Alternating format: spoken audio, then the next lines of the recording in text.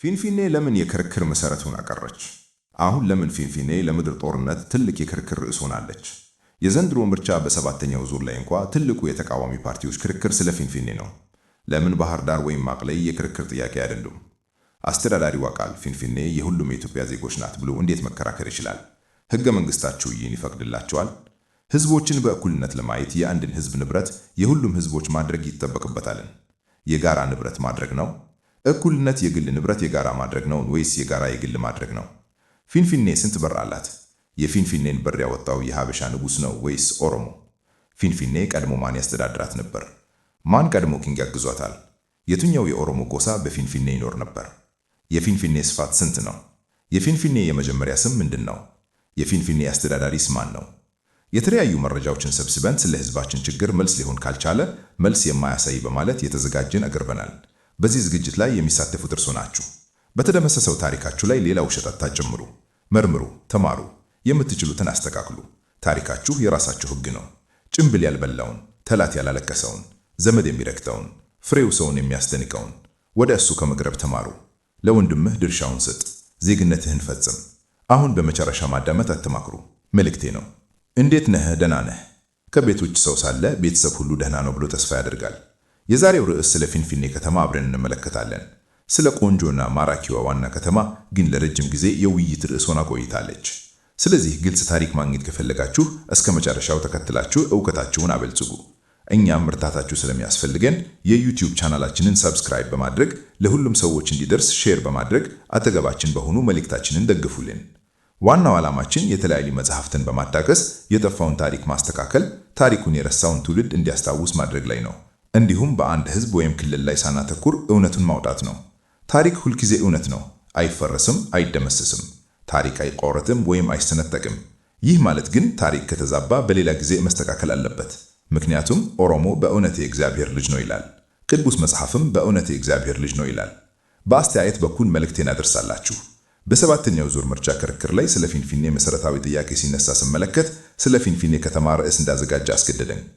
አንደኛው ፓርቲ በራሱ ቆሞ ፊንፊኔ የኦሮሞ ናት፣ የኦሮሞ ማዕከል፣ ኦሮሞ የሚራመዱበት፣ ድንበራቸውን የሚያስተካክሉበት፣ ጥንካሬያቸውን የሚያጠነክሩበት የኦሮሞ ማዕከል ናት ብሎ ይከራከራል። አስተዳደሩ ደግሞ ፊንፊኔ የሁሉም ዜጎች ናት ብሎ ክርክሩን ያቀርብ ነበር። ዴሞክራሲያዊ ስርዓት እንደመሆኑ የፌዴራሊዝም ስርዓት የግል ንብረት የጋራ ማድረግ አይፈቀድም ብሎ ያስባል። ግን የአስተዳደሩ አካል የአንድን ሕዝብ ንብረት ወይም መሬት የብዙ ሕዝብ አድርጎ ለምን ይመረጣል? ማርቃባ እንደ ማንኛውም ነገር ግን ይህ ፓርቲ ፊንፊኔ የሁሉም ሕዝብ ጥያቄ እንደሆነ ይኖራል። ግን ከሁሉም የበለጠ ያስገረመኝ የእኩልነትና የነጻነት ፓርቲ ምን ይባላል? አንድ የሚሉት ነገር በጣም አሳዝኖኛል። እንደነሱ አባባል የኦሮሞ ሕዝብ ወርዶ ፊንፊኔ የኔ ናት ብሎ አያውቅም፣ ፓርቲ ለፖለቲካ ጥቅም ይተከኑበታል ይል ነበር። እንደዚህ ፓርቲ ሐሳብ በዚች ኢትዮጵያ ተብላ በምትጠራ ውስጥ ተወልዶ አይመስለኝም። ግን ቋንቋውን ተምረው እንዴት እንደሚናገሩበት ለእኔ ጥያቄ ነው። በ2016 ዓመት ሕዝቡ ከኦሮሚያ ድንበር በሙሉ ከምዕራብ እስከ መስቀል፣ ከምስራቅ እስከ ሐረርጌ፣ ከሸዋ እስከ ቦራና በሚገኙበት ሁሉ ወርደው ፊንፊኔ የኛ ናት ይሉ ነበሩት። የት ነበሩ? ሕዝቡ ፊንፊኔ በምን መንገድ እንደሚገኝ ባያውቅም ትንሽም ሆነ ትልቅ ወርዶ ፊንፊኔ የኛ ናት ይሉ ነበሩት። የት ነበሩ? እንደኔ ሐሳብ በዚያን ጊዜ ኦሮምኛ አልተማሩም ነበር። ከዚያ በኋላ ተምረው የመጡ ይሆናል ብዬ አስባለሁ። በእውነቱ በዚች ሀገር ውስጥ ቢኖሩ እንዴት ነው ተመራጭ አካል በምርጫ ውስጥ ተሳትፎ እንደዚህ ያለውን የሕዝብ ጥያቄ የሚያጣምመው? ስልጣን ሲይዝስ ምን እንደሚያደርግ መገመት አያስቸግርም። እንደሚመስለው ይህ ፓርቲ ከአስተዳደሩ ፓርቲ ጋር ትስስር እንዳለው መገመት አያስቸግርም። እንደቀጠለ ዝግጅታችን ቀጥሏል። አሁን በመጨረሻ ማዳመጥ አትሰለቹ። በተደመሰሰው ታሪካችሁ ላይ ሌላ ውሸት አታጨምሩ። መርምሩ፣ ተማሩ፣ የምትችሉትን አስተካክሉ። ታሪካችሁ የራሳችሁ ሕግ ነው። ጭምብል ያልበላውን፣ ጠላት ያላለቀሰውን፣ ዘመድ የሚረግጠውን፣ ፍሬው ሰውን የሚያስደንቀውን ወደ እሱ ከመቅረብ ተማሩ። ለወንድምህ ድርሻውን ስጥ፣ ዜግነትህን ፈጽም። አሁን በመጨረሻ ማዳመጥ አትሰለቹ መልእክቴ ነው። የፊንፊኔ ከተማ መሰረት። ፊንፊኔ በመጀመሪያ በደን የተሸፈነች መሬት እንደነበረች ብዙ ታሪኮች ይናገራሉ። ፊንፊኔ ትልቋ የኦሮሚያ ከተማ ናት። ታሪክ ያላት ይህች ከተማ የቅኝ ገዦች ዋና ከተማ ሆና አገልግላለች። ከዚህም በተጨማሪ በአሁኑ ጊዜ ይህች ከተማ የአፍሪካ አንድነት ዋና መቀመጫና የብዙ ሀገራት ኤምባሲዎች የሚገኙበት ዋና ከተማ ናት። ስለ ስሟ አመጣጥ ስንናገር አዲስ አበባ የሚባለው ቦታ በሸዋ ኦሮሞዎች ዘንድ ሸገር ተብሎ ይጠራል። ፊንፊኔ የሚባለው ደግሞ በፊንፊኔ ሐይቅ ፊሉሃ የአድቬንቲስት ቤተ ክርስቲያን ዘውዲቱ ሆስፒታል አካባቢ ብቻ ያለውን መሬት የሚሸፍን እንደሆነ ይነገራል። እንደ ታሪክና አባቶች ገለጻ ይህ ፊንፊኔ የሚባለው ስም የሰየመው በሁለት መንገድ እንደሆነ ይነገራል። ግን ሁለቱም በፊንፊኔ ሐይቅ ላይ ያተኮሩ ናቸው። የመጀመሪያው የኦሮሞ ሕዝብ በዓመት 1 ወይም 2 ጊዜ ከብቶቹን እየነዳ ለፊንፊኔ ሐይቅ ያጠጣ ነበር። በዚህ ጊዜ ሕዝቡ ብዙ ከብት ስለነበረው በጊዜ ሲመጣ ከብቶቹ እርስ በርሳቸው በመግጨት ስለሚያበላሹ አንድ ጥጃ ወይም በሬ ለፊንፊኔ አስተዳዳሪ አስሮ ይመጣል። ይህ ፊና ይባላል። ፊና ከሚለው በመነሳት ፊና ፊኔ፣ ፊና ፊኔ ሲባል ፊንፊኔ የሚለው ስም ተሰየመ ይባላል። ለዚህ ማስረጃ የሆነው በገላና ጋሮምሳ አርቲስት ዘፈን ውስጥ ፊና ፊኔ ደፍኔ ሃንዱራ የሚለው ገበም በግልጽ ይጠቅሳል። ሁለተኛው እንደ መጀመሪያው ማስረጃ ባይሆንም ፊንፊኔ የሚለው ስም ፊን ፊን ውሃ አፍላ ከሚለው የፊንፊኔ ሐይቅ የተሰየመ ነው ይባላል። ፊንፊኔ አዲስ አበባ አይደለችም። ይህች ከተማ ግን ከ100 ዓመታት በፊት ትንሽ ከተማ እንደነበረች የትናንቱ ታሪክ ያሳያል። ዛሬ ትልቅ ሆና የተሰየሙባቸው በቅኝ ገዢዎች የተቀየሩ ስሞች ብዙ የኦሮሞ ስም ያላቸው መንደሮች ነበሯት። ይህ የጊታ ቢታ ሥርዓት ትውልዱን ከዚያ እንዳባረረ የኦሮሞዎችን ስምም ቀይሯል። የእነዚህን መንደሮች ስምም በሥርዓቱ ጫናና ጥሰት ቀይሯል። ግን እንደ ዓይን ቢበደር ቦታው አይበደርም እንደሚባለው ያ የትናንቱ ስም አሁንም ቢቀየር በታሪክ መዝገብ ውስጥ እንደሚከተለው ይታወሳል። ለወደፊቱም ኦሮሞ ቢታገል ወደ ቦታው መመለስ ይችላል። ነገር ግን የኦሮሞ ጥንካሬን ይጠይቃል። የፊንፊኔ ኦሮሞዎች ታሪክ በፊንፊኔ ሐይቅ አካባቢ በ1992 ዓ.ም ውስጥ ፊሉሃ ተብሎ በተሰየመው ይህ አካባቢ የሚኖሩት ኦሮሞዎች ገላኒ፣ ገላንቱ፣ ጉላሌቻን፣ ኮቱ እዚህ ግባ በማለት መሬቱን ሰጥቶ እዚህ አስገብቷል። የኦሮሞዎች ቅኝ ገዢዎች በወረሩበት ጊዜ በእነዚህ ኦሮሞዎች ላይ ብዙ ችግር ደረሰባቸው። ለምሳሌ የጉላሌ ኦሮሞዎችን ታሪክ ብንወስድ እንደ ሌሎቹ ብዙ የኦሮሞ ታሪኮች ሁሉ ሰውን የሚያስከፋ ነው። ሰውን የሚያለቅስ ነው። በቁጣ ጥርሱን የሚያስፈጭ ነው። የሆድ ጥፍጥፈት ሰውን የሚያስነሳ ነው። ለማልቀስና የራሱን ሀገር ተመልሶ ለመያዝ ሰውን የሚያበረታታ ነው። ሰውን የሚያለቅስም በልብ ውስጥ የሚፈቀረውን ሲያስቡ ግን ሰውን የሚያስመካ ነው። በዚህ ወቅት አንዳንድ ሰዎቻችን በዚሁ ርዕስ ላይ ጠንካራ ሐሳብ ያላቸው ይህን ጽሑፍ ያገኙን ደርሰውናል። የፊንፊኔን ታሪክም ሆነ በፊንፊኔ ጉዳይ ላይ ብዙ ሰዎች እስከቻሉት ድረስ ኦሮምነትን በመወጣት ላይ ናቸው። በተለይም በኦሮሞ ሕዝብ ታሪክ ላይ የጭፍን ጦር ሥርዓት ያመጣውን ውድመት፣ ሰዎቻችን የተጎዱበትን፣ ምድራችን የበሰበሰችበትን፣ ከብቶቻችን የተዳከሙበትን፣ ዛፎቻችን ተቆርጠው የጠፉበትን ካየና ከሰማ በማስረጃ በተደገፉ ጽሑፎች ከተጻፉት መማር አስፈላጊ ነው። ፕሮፌሰር ተሰማ ታአ እንዳሉት ታሪክ የአሸናፊዎች ብቻ አይደለም፣ የተሸነፉትም ጭምር ነው።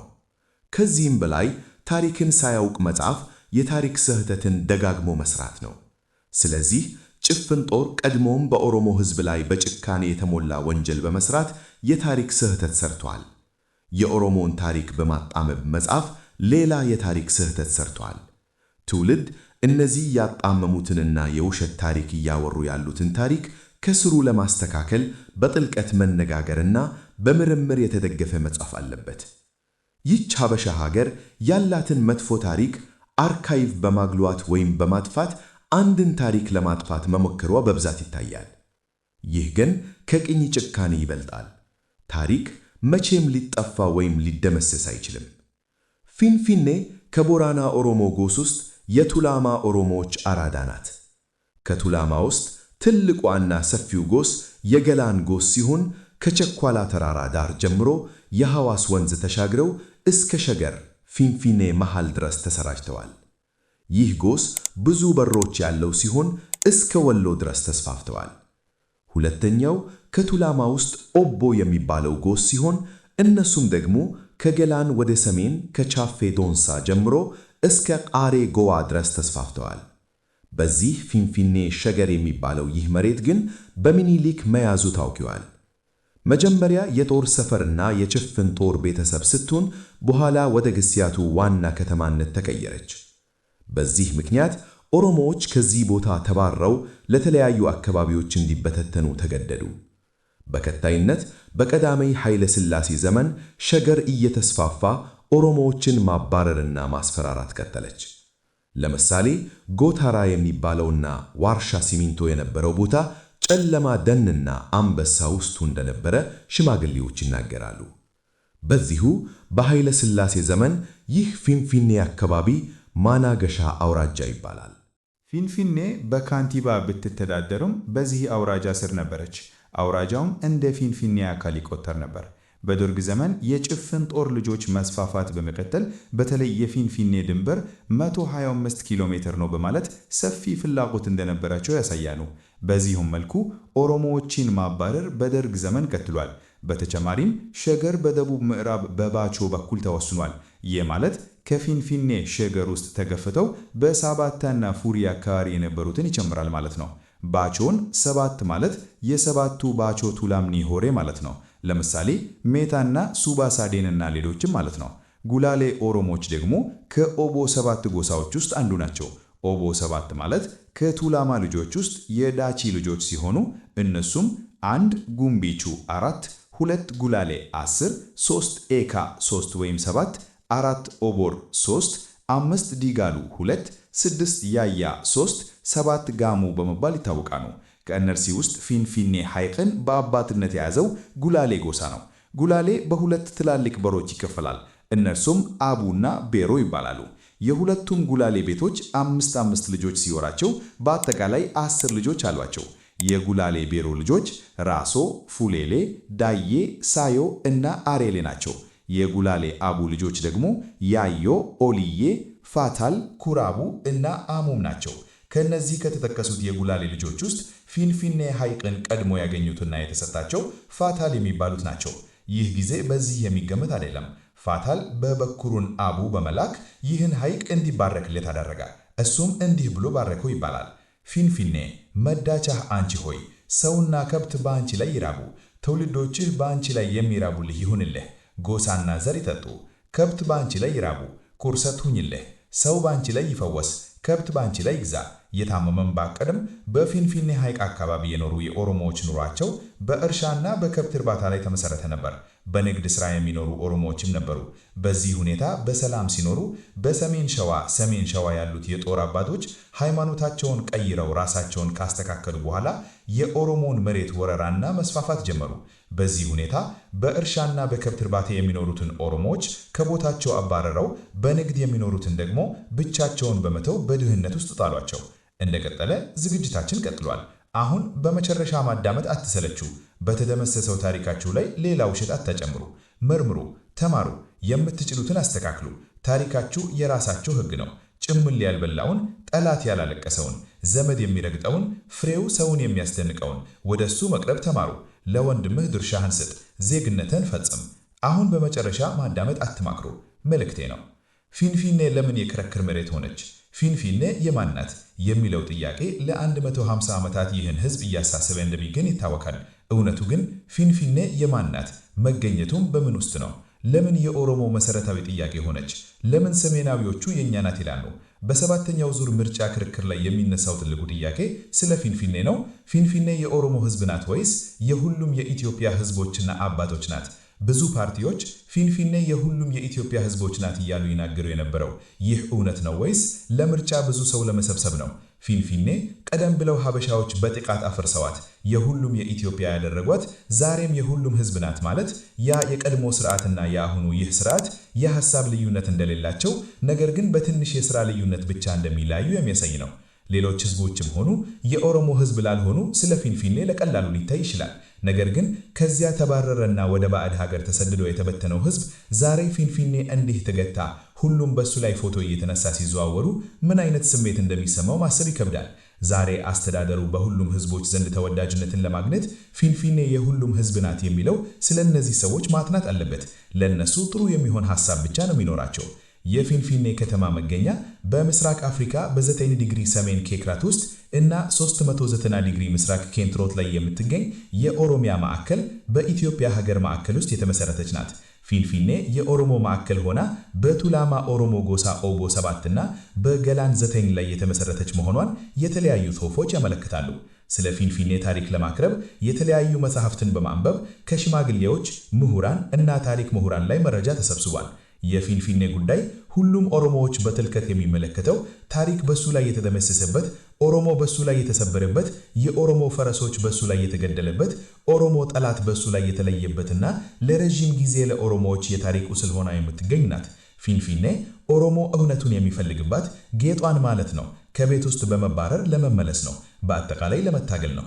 ፊንፊኔ ከተማ በቅኝ ግዛት የተገነባች ከተማ ብትሆን የብዙ የኦሮሞ ልጆች ደምን በማፍሰስና መሬታቸውን በማፍረስ አሁን ባለችበት ደረጃ ደርሳለች። ይህች ከተማ ስትገነባ የሰው ኃይልና የግንባታ ማቴሪያል በማቅረብ ትልቁን አስተዋጽኦ ያበረከተው የኦሮሞ ሕዝብ ነው። ይህን ስንል የሚኒልክ ጭፍን ጦር ስርዓት በሰራው የሰው ኃይልና የግንባታ ማቴሪያል የኦሮሞን መሬት ተጠቅሞ ከተማዋን ገነባ። ከተማዋን ለመገንባት የተጠቀሙት ዛፎችም ከኦሮሚያ ማዕከል ከፊንፊኔና ከአካባቢዋ የተገኙ ናቸው። ፊንፊኔ ቀደም ወደ ከተማነት መከምታት በፊት የጉላሌና ሀርቡማሪ ገበሬ መንደር ነበረች። ከገበሬ መንደር የቀረው ባዶ መሬት በሳርና በደን ተሸፍኖ የነበረው ብዙ መረጃዎች ያመለክታሉ። ፊንፊኔ ተብላ የምትታወቀው አካባቢ በተለይ ፊንፊኔ ሐይቅ ያለው ትንሽ አካባቢ ነው። ይህም አሁን ፊልውሃ፣ መስቀል አደባባይ፣ ብሔራዊ እና ስታዲየም ተብለው የሚጠሩትን ቦታዎች ያጠቃልላል። የኦሮምነት ምሰስ በኦሮሞ ሕዝብ ፊንፊኔ ላይ ተገንቧል።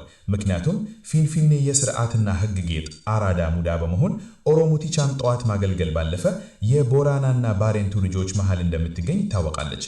ይህም በኦሮሞ ጅላ ዘፈን ውስጥ በሚከተለው መልኩ ይገለጻል። ንንችላ ይፈወስ ብሎ ባረከ። የፊንፊኔ ከተማ አካባቢ እንደ ሌሎቹ የዚች ሀገር ክልሎች ከተሞች በአካባቢው ቋንቋ አታገለግልም። ነገር ግን የኦሮሚያ መንግስት ዋና ከተማ በመሆን እንዲሁም የኢትዮጵያ ፌዴራላዊ ዴሞክራሲያዊ ሪፐብሊክ መንግስት መቀመጫና የአፍሪካ አንድነት መቀመጫ በመሆን ታገለግል የነበረችና እያገለገለች ያለች ከተማ ናት። ፊንፊኔ የፌዴራል መንግስት መቀመጫ ናት ማለት ይህች ከተማ ንብረቷ የ10 ክልሎች ነው ማለት አይደለም። እንዲህ የሚል ህግም የለም። ስለዚህ የኦሮሚያ ማዕከል ስለሆነች ንብረቷ የኦሮሞ ህዝብ ነው። ከዚህም በተጨማሪ ፊንፊኔን ጨምሮ ድሬዳዋ በኦሮሚያ ክልል አስተዳደር ድንበር ውስጥ በመገኘቷ ብቻ ሳይሆን በህግና በህገ መንግስቱ መሰረት የኦሮሚያና የኦሮሞ ከተሞች እንደሆነች የምትታወቅ ሲሆን ኦሮሞ ይህን እውነት ለማክበር እየታገለ ይገኛል። ትንታኔና የፖለቲካ ምሁር እንዲሁም በኦሮሞ ታጋዮችና በኦሮሚያ ቄሮ ታሪክ ውስጥ ታሪክ መቼም የማይረሳ ሥራ የሠራው ክቡር ጃዋር መሐመድ ስለ ፊንፊኔ ጉዳይ እንዲህ ብሏል። የፊንፊኔ ጉዳይ የኦሮሞና የኦሮሚያ ስደት ትልቅ ጉዳይ ነው። ስለዚህ የፊንፊኔ ጉዳይ ቢነሳ የተኛ ይነቃል፣ በልብ ውስጥ ያለውም ይወጣል እንጂ አይቀመጥም። የሞተ ቀዳዳ ውስጥ ይንቀሳቀሳል። በፊንፊኔ ጉዳይ ላይ ውሸት የለም ሲል ተናግሯል። እውነት ነው። በፊንፊኔ ጉዳይ ላይ ውሸት የለም። ማዕከላችን ናት። ፊንፊኔ ቀድሞ የቱላማ ገበሬዎች መሬት ብትሆንም በአሁኑ ጊዜ ግን የተለያዩ ህዝቦችና ብሔረሰቦች የሚኖሩባት ናት። ከጥንት ጀምሮ የቱላማ ገበሬዎች በሱ ላይ የሚራመዱበት፣ የሚባረኩበት፣ በሱ ላይ ተወልደው አብረው ያደጉበት ቢሆንም ዛሬ ግን ኦሮሞ እንደሚለው ባሪያ 2 ዓመት ቆይቶ ጌታ ይሸሻል ከሚለው አንጻር ባሪያ ከቦታው ወርዶ በጥቃት በመውረር አባትነቱም ከኦሮሞ ደረጃ አልፏል። ፊንፊኔ የኦሮሞ ምድር ናት። የኦሮሚያና የመቻና ቱላማ ኦሮሞ ማዕከል ናት። የቱፋ ሙናጌጥ፣ የቃጀላ ዶዮ፣ የአቤቤ ቱፋ፣ የጉዳታ አራዶ፣ የጃሞ ዳባሌ፣ የሶራ ሎሜ፣ የገላቴ አሸቴ፣ የአሃክሌ ጃታኒ እና የሹቡ ኤጀርሳ ናት።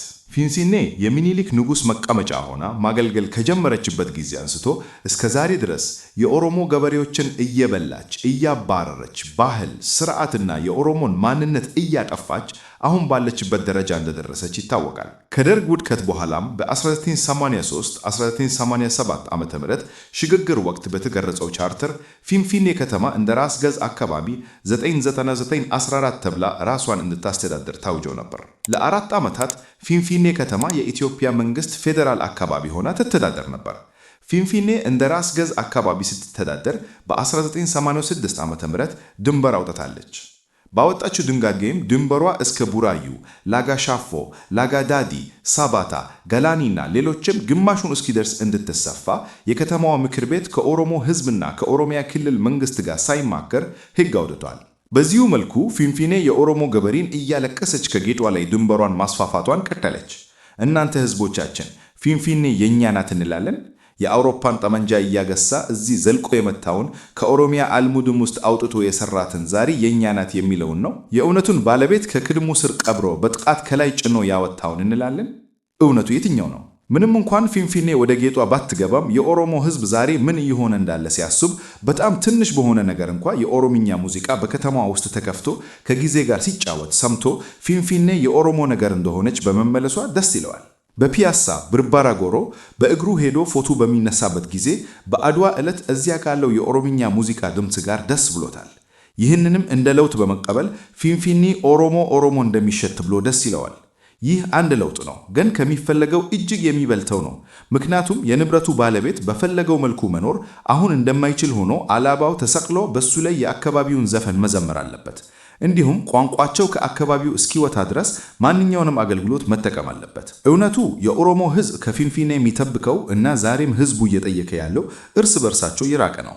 ይህ ሕዝብ ፊንፊኔ ከእሱ ጋር መሆን አለባት ብሎ ባይጮህ ኖሮ ምን ያህል እንደሚገርም ማሰብ ይቻላል። ምክንያቱም እነዛ ሰዎች በመጡበት ጊዜ የአውሮፓን ጠመንጃ ብቻ እያገሳ አዲስ አበባ የሚለውን ስያሜ ሰይመው በጠመንጃው ገበሬውን ከዚያ አባረረው ከኦሮሚያ አልሙዱም ጋር ከተማዋን ሰሩ። ግን የኦሮሞ ሕዝብ ዛሬም ይህን አይርሳም። እንደ ቦሪስ አያስብም። ሕዝቡ አሁንም የእሱን መቀበል ወይም ሁሉንም ሕዝቦች በፍቅር ማስተዳደር ስለሚያውቅ በፊንፊኔ ውስጥ ንብረቱን ይዞ ቢኖርም ግን የሚጣራው እሷ ብቻ የኔ ትሁን እያለ ነው። እናንተ ሰፊው ሕዝብ ምን ጉዳት አመጣችሁ?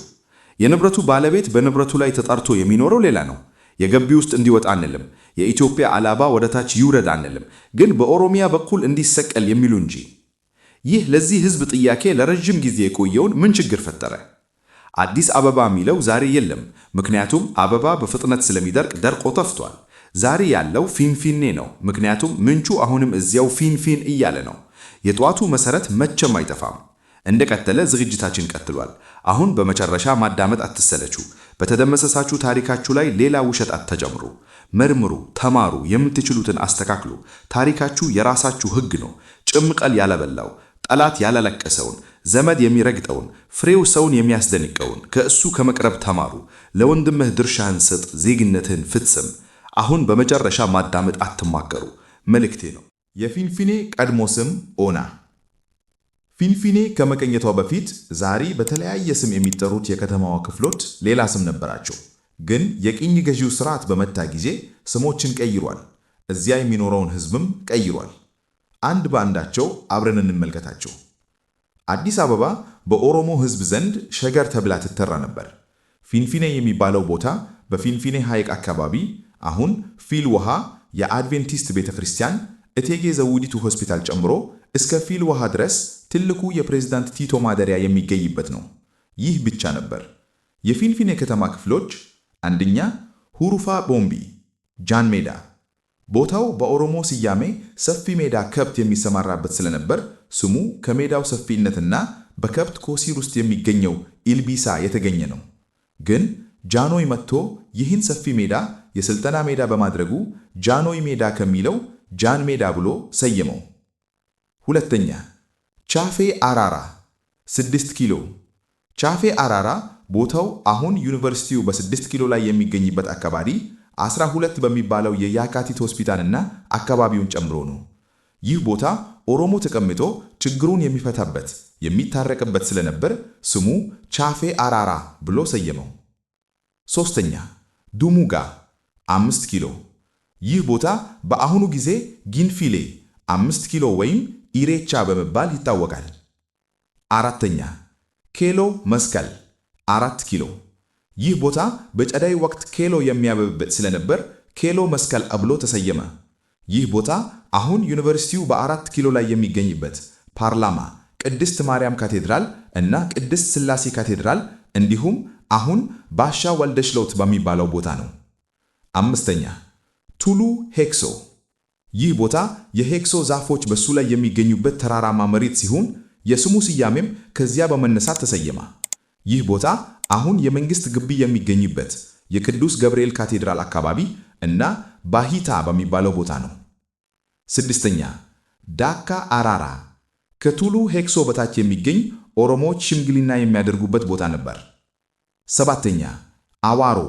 አሁን አዋሮ ወይም አዋሬ በሚባለው ቦታ ነው።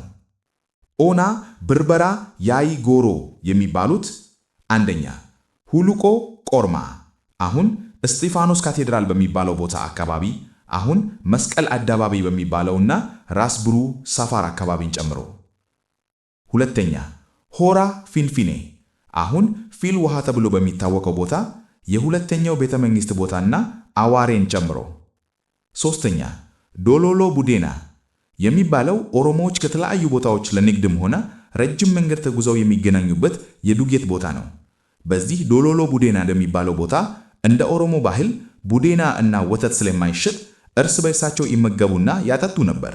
እሱም በኮሎ ቤት፣ ጎታራ እና ወሎ ሳፋሪ ተይዞ ዶሎሎ ቡዴና ይባላል። አራተኛ ጋንዳ ዳባሶ የሚባለው ጉራራ ላታ የነበረበት ቦታ ላጋሃር መሾላኪያንን ያጠቃልላል። አምስተኛ ሃዳ አማ አሁን ተሌ ጋራጂ እና ቅድስት ቂርቆስ ካቴድራል በሚባለው ቦታ ይገኛል። ስድስተኛ ዋዴሳ ዋዴሳ የዛፍ ስም ሲሆን ትልቅ ዛፍ ስሩ ስር የሚገናኙበት እና ጥላ ስሩ ስር የሚከመቱበት ነው። ሽማግሌዎች የተለያዩ ምክክሮችን በስሩ የሚፈጽሙበት ቦታ ነው። አሁን ፒያሳ፣ ቻርኮ ጎዳና እና አራዳ ጊዮርጊስ በሚባለው ቦታ ነው። ሰባተኛ ማራማ ብርበራ አሁን ቅዱስ ጊዮርጊስ ካቴድራል በሚገኝበት ቦታ ነው። ኦና ቃርሳ የሚባሉት ደግሞ የሚከተሉት ናቸው። አንደኛ ሁሩፋ ራሬ በክረምት ጊዜ ጭቃው ሰው የማያስተናድድ ሰፊ መሬት አሁን የኮንቴነር መኪና ማቆሚያ አሁን ራስ ገናሜ ሰፋር በሚባለው ቦታ አዲሱ ሚካኤል አካባቢን ጨምሮ። ሁለተኛ ሶኮሩ አሁን ኢማኑኤል ሆስፒታል በሚገኝበት ቦታ ኢሂል ባራንዳ በሚባለው መሰላምና ኩአስ ሜዳ አካባቢዎችን ጨምሮ። ሶስተኛ ሱሉላ ጋርቢ ዝቅተኛ ወይም ተኛ ቦታ መሆኑ ጋርቢ በሚባሉ ዛፎች ውስጥ የሚገኝ ቦታ ነው። አሁን ታክለ ሃይማኖትና ጭድ ተራ በሚባሉት ቦታ ነው። አራተኛ ጋርቢል የጋርቢ ዛፍ በብዛት በሱ ላይ የሚገኝበት ቦታ ነው። አሁን ሳንጋ ተራ እና አምባሳ መከላከያ በሚባሉት ቦታ ነው። አምስተኛ አጋምሳ አሁን ገበያ፣ አሜሪካን ጊቢ እና ትልቁ አንዋር መስጊድና አካባቢውን ሁሉ ያጠቃልላል። ስድስተኛ ባሮ ኮርማ አሁን ጎላ ሚካኤል፣ ራስ ተስማ ሳፋር፣ ሁጉር አምባሳ ሆስፒታል እና የኢሚግሬሽን ቢሮ በሚባሉት ቦታ ላይ ይገኛል። ሰባተኛ ጎልባ አሁን አዲስ ከተማ በሚባለው ቦታ ነው። ኦና ጉላሌ ወይም ማና ጉላሌ የሚባሉት ደግሞ የሚከተሉት ናቸው። አንደኛ አዳም አሁን ሩፋኤል ካቴድራል በሚገኝበት ቦታ ሳሜን መዛገጃ እና ሳሜን ቶታል በሚባሉት እና አካባቢውን ያጠቃልላል። ሁለተኛ ዲዲምቱ ሼኦጃሌ ወይም ሾጋሌ ሜዳ በሚባለው ቦታ ነው። ሼኦጃሌ ከኪባራ ለንጉሥ ግብር ከብት እያመጣ የነበረ ሲሆን በዚህ ዲዲምቱ አካባቢ ሰፈር ቦታ ተሰጥቶታል። የቀድሞ ስያሜ የተቀየረው ከዚያ በመነሳት እንደሆነ ይታወቃል። ሶስተኛ ቃሌ አሁን አስኮ በሚባለው ቦታ ነው። አራተኛ ፊቼ አሁንም ቻሊያን ሚሽግ በሚባለው ቦታ ነው። አምስተኛ ካታ አሁንም ካታ ይባላል። ስድስተኛ ቡራዩ ተብሏል። አሁን ቡራዩ እና ጋፋርሳ። ሰባተኛ ሃርቡ ኢሬቻ ተብሏል። ኦና ሺሻ ኢንኮኮ የሚባሉት ደግሞ የሚከተሉት ናቸው። አንደኛ ሃሄ ላሊ አሁን ሽሮ ሜዳ እና ኢንኮኮ ማራሚ በሚገኙበት እና አካባቢውን ያጠቃልላል። ሁለተኛ ሙጃ አሁን ሽሮ ሜዳ በሚባለው ውስጥ ይጠራል። ሶስተኛ ዋዩ ተብሏል። አሁን ቃቻን የማዳን ዓለም። አራተኛ ካራ ኮርሺ አሁን ባላይ ዛላቃ ማንገት በሚባለውና ሳሜን ባሪ በሚባለው ያጠቃልላል። አምስተኛ ኦና ኤካ የሚባሉት ደግሞ የሚከተሉት ናቸው። አንደኛ ቡርቃ ቆሪቻ አሁን ያካ ሚካኤል ሻባል ቃባና ወንዝና ላጋዳዲ ወንዝ አካባቢ። ሁለተኛ ካራ አሎ ሪጊቻ አሁን የእንግሊዝ ኤምባሲ፣ የጀርመን ኤምባሲ እና የራሻ ኤምባሲ የሚገኙባቸውን ያጠቃልላል። ሶስተኛ ሃርቡ አሁን ጉርዲ ሾላ በሚባለው ቦታ ነው። አራተኛ ኮታቤ አሁንም ኮታቤ ይባላል። አምስተኛ ዶጋ ቦራ አሁን 22 ማዞሪያ በሚባለው ቦታ ነው። ኦና ቦሌ የሚባሉትም ሌላ ክፍል ነው። እነርሱም አንደኛ ጋርጂ አሁንም ጋርጂ በመባል ይታወቃል። ሁለተኛ ቡልቡላ አሁንም ቡልቡላ በመባል ይታወቃል። ሶስተኛ ዋራ ጋኖ፣ አሁንም ዋራ ጋኖ ይባላል። ኦና ተቾ የሚባሉት ደግሞ አንደኛ ጎልቦ፣ አሁን ማርቆስ፣ ቆርቂል ፋብሪካ፣ ቄራ እና ጎፋ በሚባሉት ቦታዎች ነው። ሁለተኛ ሉሜ፣ አሁን ዮሴፍ ካቴድራል በሚገኝበት ቦታ ነው። ሶስተኛ ላፍቶ ቱምቱ፣ አሁን ቡና ቦርዲ ተብሎ በሚጠራ ቦታ ነው።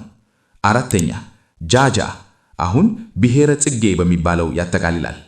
አምስተኛ ቱሉ ኤጀርሳ ተብሏል፣ አሁን ሃና ማርያም ይባላል። ስድስተኛ ቱሉ ደርቱ ተብሏል፣ ያጠቃልላል፣ አሁን ጎፋ ቤተ መንግሥት። ሰባተኛ ባቦ፣ አሁን አዲሱ ቄራ በሚባለው ቦታ ነው። ስምንተኛ ሳሙ ጉላሌ፣ አሁን ሜታ ዳሪቻ በሚባለው ያጠቃልላል። ኦና ቻፌ አናኒ የሚባሉት የሚከተሉት ናቸው። አንደኛ ቻፌ ሙዳ፣ አሁን የከፍተኛ ፍርድ ቤት የሚገኝበትን ሊዳታ ፍርድ ቤት ያጠቃልላል። ሁለተኛ ሃርቦ፣ አሁን ሜክሲኮ ታግባራ ትምህርት ቤት፣ የፊንፊኔ የቅናት ቤት፣ ሳር ቤት በሚባለው ቦታ፣ ጌጃ ሳፋር በሚባለው ቦታ፣ ዳጃች ባልቻ ትምህርት ቤት፣ የወይን ጠጅ ማምረቻ ቦታና ኮካኮላ ማምረቻ ቦታን ያጠቃልላል። ሶስተኛ ሃራዋ፣ አሁን የልብስ ስፌት ፋብሪካ ወይም ቻቻ ፋብሪካ በሚባለው ያጠቃልላል። ኦና ጃርሳዩ የሚባሉትም የሚከተሉት ናቸው። አንደኛ ቻልቻሊ፣ አሁን ሳር ቤት በሚባለው ቦታ ነው። ሁለተኛ ማርዴ፣ አሁን አሮጌ አውሮፕላን ማረፊያ ምድር ኮር፣ ጋንዳ ቶላሳና ራፊ በሚባሉት ቦታ ያጠቃልላል። ሶስተኛ ባካኒሳ ይባላል፣ አሁን መካኒሳ በሚባለው ቦታ ነው። ኦና ኮልፌ የሚባሉት ደግሞ አንደኛ ዳላቲ፣ አሁን ቀራኒዮ ተብሎም ይጠራል። ሁለተኛ ላቡ፣ አሁን ሲጋ ሜዳ፣ ታቻክ ሆር ሳፋር በሚባሉት ያጠቃልላል። ሶስተኛ ሻሮ ተብሏል፣ አሁን አካና ተራ እና ፋክሲኖ ዳራሽ በሚባሉት ቦታዎች ነው። ይህ ማለት የፊንፊኔ መሬት ስፋትና የስሟ ብላት እንደዚህ ሰፊ ነው ማለት ነው። እንደ ቀጠለ ዝግጅታችን ቀጥሏል። አሁን መጨረሻ ማዳመጥ አትሰለችሁ። በተደመሰሰው ታሪካችሁ ላይ ሌላ ውሸት አትጨምሩ። መርምሩ፣ ተማሩ፣ የምትችሉትን አስተካክሉ። ታሪካችሁ የራሳችሁ ሕግ ነው። ጭምብሎ ያልበላውን፣ ጠላት ያላለቀ ሰው፣ ዘመድ የሚረግጠውን፣ ፍሬው ሰውን የሚያስደንቀውን ወደ እሱ ከመቅረብ ተማሩ። ለወንድምህ ድርሻውን ስጥህ፣ ዜግነትህን ፈጽም። አሁን መጨረሻ ማዳመጥ አትማክሩ፣ መልእክቴ ነው። የፊንፊኔ ቀድሞ አስተዳዳሪዎች።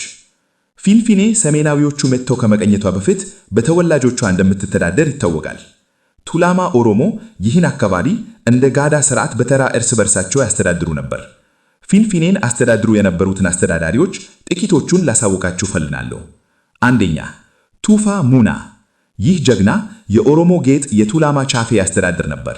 ቻፌ ቱላማ ማለት ፊንፊኔን፣ ሁሩፋ ቦምቢን፣ ዱሙጋን፣ ዳካ አራራን፣ ቃርሳን፣ አዋሮን፣ ሁሉቆ ቆርማን፣ ሆራ ፊንፊኔን፣ ዳባሶን፣ ዳሎ ቡዴናን፣ ሃዳ አማን። የፊንፊኔ ሐይቅ የቱላማ ልጆች ኦሮሞ ከብት የሚያጠጡበት ቦታ በኤካ ሰዎች መሬት ስር ነበር። በሂደቱም ቱፋ አራዶ በዚህ ፊንፊኔ ሐይቅ ላይ አዛዥ ሆኖ ነበር። ይህን ሐይቅ ለማጠጣት የሚመቱ ሰዎች ከ100 ከብት አንድ ከብት እንደ ግብር ለቱፋ አራዶ ይከፍሉ እንደነበርም ታሪክ ይናገራል። ቱፋ አራዶ የጭፍን ጦር አስተዳዳሪዎች የፊንፊኔን ጠፍጣፋ መሬት እንዳይወስዱ በጀግንነት ፊት ቆሞ ይከላከል ነበር። ከዚህም በላይ ምኒልክ ከአፄ ቴዎድሮስ ጎንደር እስር ቤት ባመለጠ ጊዜ ወደ ሸዋ ሲመጣ ቱፋ አራዶ እንዲሸሽገው በማሰብ ሽማግሌነት ልኮ እንደለመነው ይነገራል። ክቡር ቱፋ ሙና ከፊንፊኔ ታሪክ ጋር ስማቸው የሚነሳው ጀግና ሙሎና ሱሉልጣን ያስተዳድሩ ነበር። በኋላ ቱፋ አራዶ በዚህ ፊንፊኔ አካባቢ ላሉት ኦሮሞዎች እንደ ፊንፊኔ ሐይቅ ከብታቸውን እንዲያጠጡ ፈቀደላቸው። በመጨረሻም እዚሁ ፊንፊኔ ገብተው እንዲኖሩ ተደረገ። ሁለቱ ቱፋዎች በፍቅር ሲኖሩ በመካከላቸው ጥላቻ ተፈጥሮ በፊንፊኔ ሐይቅ ላይ ይገናኙ እንደነበር ሽማግሌዎች ይናገራሉ። ይህ መገናኘታቸውም በዚያን ጊዜ የነበሩት አሳዛኞች በቱፋ ሙናና ቱፋ አራዶ መካከል ጥርጣሬ ስለፈጠሩ ነው። በተለይም በምኒልክ ሰፈራ ጉዳይ ላይ በመካከላቸው በመግባት ትክክል ባልሆነ ወሬ እንዲገናኙ ስላደረጉ ነበር። የሁለቱ ወንድሞች ቱፋ አራዶ እና ቱፋ ሙና የመጠራጠርና የመገናኘት ጉዳይ ምኒልክን ከመደበቅ ጋር ይዛመዳል። ከላይ እንደገለጽነው ምኒልክ ተዋጊና ጠመንጃ ይዞ ቱፋ አራዶ እንዲሸሽገው ጥሎ መስጠት ጠየቀ። አማላጆቹ ደግሞ ቱፋ ሙናን ቱፋ አራዶ ለምኒልክ ተስማምቶ እንዳስገባው ይነግሩታል። ለቱፋ አራዶ ደግሞ ቱፋ ሙና ሄዶ እንደሚያመጣው ይነግሩታል። በዚህ ጥርጣሬ እያሉ ሁለተኛው ውሸት ፈጥረው ቱፋ ሙና ለምኒልክ የጦር ፈረስ እንደሰጠው ለቱፋ አራዶ ነገሩት። ቱፋ አራዶም ልጅህን ስጠኝ አለችህ በማለት ሃይቱ ብለው ነገሩት። ሃይቱ ቡክሱሊስ በዚህ አጋጣሚ ተጠቅማ እኔ ማሴና ልጅ ያላገኘው ስለሆንኩ አንድ ልጅህን ላክልኝ አሳድገዋለሁ ብላ ሽማግሌነት ላከችለት። ቱፋ አራዶም ቱፋ ሙና ለምኒልክ ፈረስ መስጠቱ ተብሎ በልቡ ስለተቆጣ ልጁን አቤቤ ቱፋን ለሃይቱ ሰጠው። ልጁም አቤቤ ሄዶ ክርስቲያን ሆነ፣ ቤተሰቡንም ክርስቲያን አደረገ። 14ኛ ቃጀላ ዳምቢ በብርብራ ጎሮ ወይም አራዳ ጊዮርጊስ አካባቢና አካባቢውን ሰፊ አራዳዎችን ያስተዳድሩ የነበሩት የሀገር አባት ቃጀላ ዳምቢ ሲሆን በተጨማሪም የጉላሌ ጎሳ ጦር አዛዥ ነበሩ። 15ኛ ቲክሴ ጂማ በምዕራብ በኩል ያሉትን አራዳዎች ጃሞ፣ ፉሪ ዳላቲና ራፊ ላቡን ያስተዳድሩ የነበሩት የሀገር አባት ቲክሴ ጂማ ነው። እሱም የቱፋ ሙና ጓደኛ ነበር። 16ኛ ዳላቻ ዋሚ አሁን ቻንቾ በሚባለው አካባቢ ያስተዳድር የነበረ ለምኒልክ መገዛት የፈቃደኛ ጠንካራ ሰው ነበር። 17 ጉራራ ላታ የገራ ሲዳዳ ባሌ ጓደኛና የፊንፊኔ አስተዳዳሪ ነበር። እሱ የተቆጣጠረውና ያስተዳድረው መሬት ደግሞ ኬሳቺስ ወይም ቃርሳ፣ ፊላሚን፣ ምስማር ተራ፣ ዳም ባንኪል፣ አዲሱ ቄራ ተይዞ አካባቢውን ጀነራል ዳዊት አብዲል መኪና የሚያስቆሙበት ቦታ ተገደለ። ሚድር ባባሪና ቲል ባራንዳ ወደ ሰሜን ላጋሃር ማለት ፈረቻ ስቴሽን ማለት ነው። በዚህ አካባቢ ያለው ኮረብታ አሁንም ጉራራ ተራራ ተብሎ ይጠራል። ጉራራ ላታን ያሰከለው ንጉሥ ወጊዮርጊስ እሱማን አቶ ጋላን ነው። ካር ደግሞ ማለት ግርጌ ወይም በሁለት ተራሮች መካከል የሚገኝ ቦታ ነው። እንደቀጠለ ዝግጅታችን ቀጥሏል። አሁንም በመጨረሻ ማዳመጥ አትስለችሁ። በተደመሰሰው ታሪካችሁ ላይ ሌላ ውሸት አታጨምሩ። መርምሩ፣ ተማሩ፣ የምትችሉትን አስተካክሉ። ታሪካችሁ የራሳችሁ ሕግ ነው። ጭምልብል ያልበላውን፣ ተላት ያላለቀሰውን፣ ዘመድ የሚረግጠውን፣ ፍሬው ሰውን የሚያስደነግጠውን ወደ እሱ መቅረብ ተማሩ። ለወንድምህ ድርሻውን ስጥ፣ ዜግነትህን ፈጽም። አሁን ባዳመጥካችሁ ጊዜ አዲስ የሆነ ነገር እንደተማራችሁ ተስፋ አለኝ። በሚቀጥለው ቪዲዮ ሌላ ርዕስ ይዘን በምንመጣበት ጊዜ በሰላም እስኪተውን። ሐሳብ፣ ጥያቄና ማንበረታቻ ያላችሁ በኮሜንት ጻፉልን። ምን ርዕስ እንድናቀርብላችሁ የምትፈልጉትንም በኮሜንት መጻፍ ትችላላችሁ። አመሰግናለሁ። በሰላም መሬትና በሰላም ሀገር ኑሩ።